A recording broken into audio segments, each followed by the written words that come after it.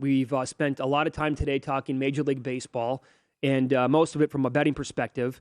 But now the former president of the then Florida Marlins and current host of the Nothing Personal podcast, David Samson, joins the program now to talk some baseball. David, thanks so much for the time today. How are you? Oh, my pleasure. I'm doing great. Thank you. You bet. So your current stance on what we're watching right now with the baseball and a lot of questions. You had a great breakdown on your podcast, but if you could provide it for our audience here as well, what you think is happening and what kind of baseball is being used this year compared to previous years. So the way baseball works is that they will tell you that there are rules about what the baseball needs to be, how it needs to be made, what it needs to weigh, and there are different parameters. And if you are anywhere within that parameter, it's sort of like the Price is Right game show, right? As long as you don't go over and you're within a range, you're going to get the car the majority of the time, right? And so that is how the baseball is thought about. And we saw a little bit about the strike zone where maybe the box that we see when we're watching a game is not exactly the way umpires call balls and strikes. When we think Angel Hernandez stinks, maybe he's not so bad. So that's what it is with the baseball. But really what Major League Baseball can do is they can make changes within the narrow bands that are acceptable in the rules. And those changes will impact what happens with the ball. Now, why does this matter?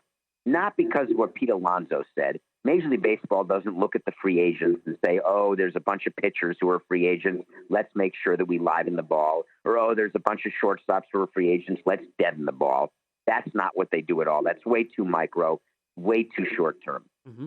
Baseball is more concerned with changing the game, changing the action, getting away from the strikeout, the home run, and the walk, making sure that people return to hitting balls in the gap, getting base hits, figuring out a way to put more balls in play. To do that, you've got to make sure that when hitters go for home runs and they don't get them, and then that goes on for month after month, then they change their approach. That's what we're seeing in baseball right now. Okay, so you think the current state of the baseball you think will continue for a little while, but at some point throughout the season you think they're going to adapt and change the baseball? No, I think hitters will have to adapt. Okay. They're not going to change the baseball. They won't. Okay. Hitters have to adapt and say, guess what? I can't get down on the knob and swing out of my heels every single time. It is in the best interest of winning games and for me and my career to get hits because now I'm hitting 200 and I only have 4 home runs. Mm-hmm. I'm not going to get paid. I might as well go back to trying to hit 290 with 4 home runs because then I'll have a chance to get paid. Well, you had a great... It's about money, by the way. Everything's about money, as you know. And the reason why players are home run hitters is because that's what gets paid in arbitration and free agency. Yep. I thought you had a great observation on your podcast again, and it's called Nothing Personal. David Samson, former president, Florida Marlins. You said it took you probably 5 years to realize this coming up in baseball, but the sound of the crack of the bat, once you're involved for like 5 years, you know when it's a home run. And we've seen so many times, David, that this year with the exit velocity and the launch angle, like every single time in previous years, a home run is now dying on the warning track. But now the sound, when you hear that sound today, it's like, no, that's probably going to go to the warning track, and that's what's happening, correct? Yeah, so I haven't yet adjusted my ears, right? So when you hear it, you're still, I would even look away, like, all right, that's gone. We just tied the game, or now we just took the lead, or we're coming back now. And now I'm forced to look, right? If I were still running a team, and when I watch games, I still pretend I'm running a team, but you now have to look because you're saying, that's not gone. And now you're seeing more announcers make mistakes because they're used to listening to the sound. Players are making mistakes. When I'd go in the clubhouse at the end of games, you would talk to a player and they know when they hit a ball exactly where it's going to go. They know when they touch a baseball, whether or not it's different, whether it feels different. When you make your living throwing a baseball, pitchers can tell you if there's the slightest change to a seam. And this year you've got players saying, wow, the ball is not doing as I would expect it to do given the way I hit it at certain times. Wow, interesting. You got into this on your podcast as well. What did you make of the suspension to Bauer? Well, I said from the beginning, Trevor Bauer will never pitch for the Dodgers again. He'll never pitch in baseball again. Oh. And what is interesting to me is that I think that no one's talking enough about how much the Dodgers benefit from this suspension. No one's talking enough about what the Dodgers' involvement may have been, the advantage the Dodgers have right now. One of the great equalizing things, if you're a low revenue team and a low payroll team, is when high payroll teams make mistakes and have to pay money to get out of those mistakes. Because the more mistakes they make, the more money they pay, and that makes me feel good. I want the Dodgers to pay all of these players who stink, so they have to release them, get rid of them, and sign new expensive players. The fact that they don't have to pay Trevor Bauer for this year, that is a major problem for the Padres. It's a major problem for everyone in the National League because, believe me, now that they have certainty, they will be active at the trade deadline to make sure they're in a position to win the World Series, which they did not get to win last year. Why won't he pitch ever again, even though the court case went his way? Well, there has not been a hearing yet. So what you're saying is that nobody pressed criminal charges against him. Yeah, but that's wholly irrelevant to Major League Baseball and any of these leagues who have their own protocols, their own agreements on domestic violence. And Rob Manfred made an example out of Trevor Bauer, as he should have. And also, they have an entire Department of Investigations, which people don't know about, and people don't know what they found. But the day after, another woman came forward with another accusation who did talk to Major League Baseball. So we don't know exactly what happened, but here's why I tell you he's never going to play again.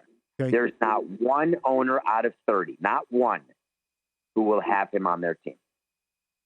Oh, No really? matter Okay. whether- Nobody will take a chance on him at all. Not one team will sign Trevor Bauer. Wait to see. Okay, so we've had a problem with beanballs this year, and you also broke this down on the Nothing Personal podcast that you do, David. Should sticky stack be allowed in the game for starting pitchers and for relievers to use? Yeah, I never had a problem with foreign substances. All our players use them. All pitchers use them, whether it's spider tack, one thing that I told people on a podcast that may make your audience laugh. Do you wonder why Marlins Park has a roof, right? It's a domed facility. Why in the hell did we have sunscreen in the training room? I'm just curious. Like, any thoughts on that? Like, were we worried that the sun would come through the roof? No. Sunscreen is what pitchers use. You mix it with rosin and you make this concoction and it helps with grip. Pitchers need grip. Hitters are okay with pitchers having grip because they don't want to get worried about getting hit in the face. Mm-hmm.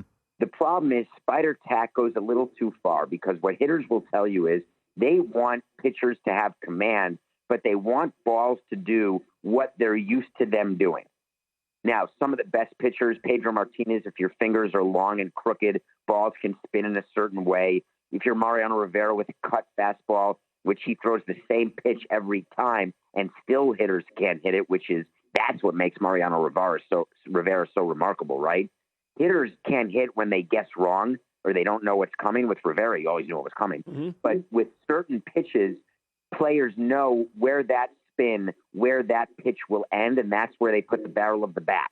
But if there's a certain amount of spider tack that changes the rotation and the spin, that leads to an unfair advantage, and that's what baseball is trying to eliminate. They're not trying to eliminate foreign substances totally, but they just haven't yet developed a uniform foreign substance, but they're working on it. Yeah, I mean, what you say makes a lot of sense. Both pitchers and batters would want it because obviously it helps out the pitcher with the control. But then, I mean, if you're standing in the box, and you're facing, every single pitcher now throws 98 plus the way it seems. Do you want to take the chance of that coming right at your forehead or at your temple? Who does? Who wants to be in the box in that situation?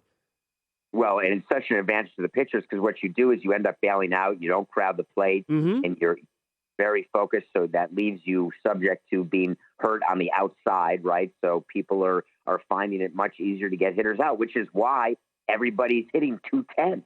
Exactly right. Yes. And it's the lowest slugging we've seen since 1993 for the first month of Major League Baseball.